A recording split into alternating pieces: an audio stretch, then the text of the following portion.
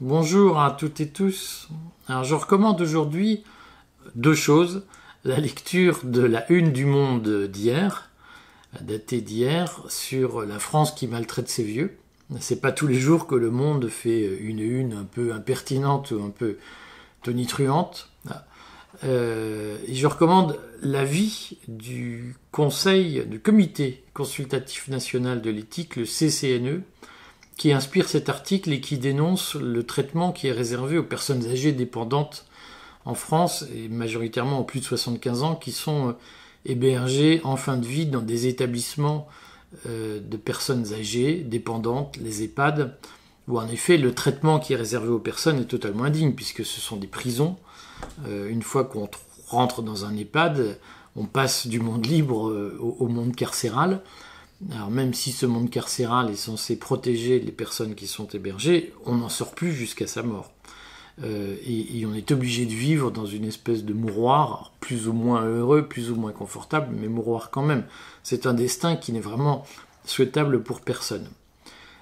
Ça valait la peine d'être dit et d'être souligné. On vit dans une société du vivre ensemble, qui passe son temps à nous donner des leçons de bienveillance, de défense, de toutes les minorités opprimées de ce monde, mais nos petits vieux, qui sont pas tous petits d'ailleurs, on n'hésite pas à les mettre dans des prisons, de fait, pour ne plus les voir mourir. C'est ce que dit, et j'incite vraiment à lire cet avis du CCNE, que je ne partage pas dans ses propositions, mais qui a eu le mérite de mettre des mots sur une situation horrible, c'est que nous pratiquons une politique concentrationnaire des petits vieux pour éviter de voir la dépendance puis la mort. Ça participe de cette stratégie globale de notre société qui ne veut plus envisager l'existence telle qu'elle est, c'est-à-dire avec une naissance naturelle et une mort naturelle. On vit dans le mythe selon lequel la technique ou la technologie permettrait de vaincre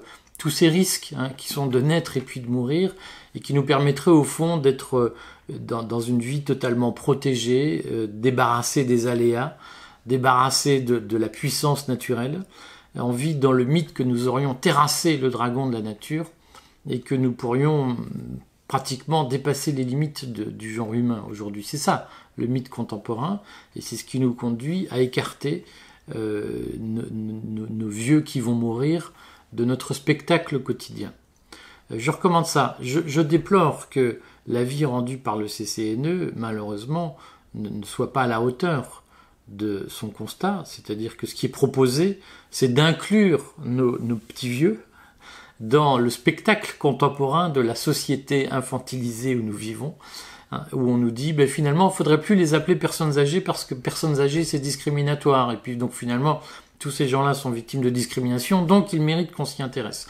On est une fois de plus dans cette société où la personne humaine n'existe que si elle est victime de discrimination. Or, la réalité que le CCNE aurait dû soulever, c'est que la mise à l'écart, le bannissement de nos petits vieux, dans la société du vivre ensemble, où il faut tous s'aimer, sauf évidemment ceux qu'on n'a plus envie de voir et qu'on cache, dans cette société-là, on a un sujet, c'est que il faut remettre la majorité silencieuse au cœur du jeu.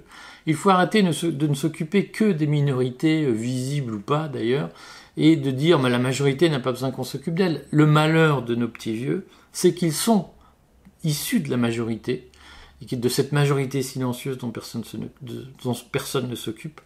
Et aujourd'hui, on les met à part, comme on met à part la majorité de ce pays qui souffre, et comme on ne s'intéresse qu'à ceux qu'on a instaurés comme victimes. Donc, je ne partage pas le fond de cet avis, mais lisez-le et réfléchissons collectivement sur ce que signifie cette société du spectacle, de l'émotion, de la commisération, où petit à petit les vraies souffrances, celles qui sont au cœur de notre société, on les occulte, on les met loin, on les concentre ailleurs, et puis un jour on dit eux aussi, tiens, ils sont malheureux, on devrait peut-être s'en soucier.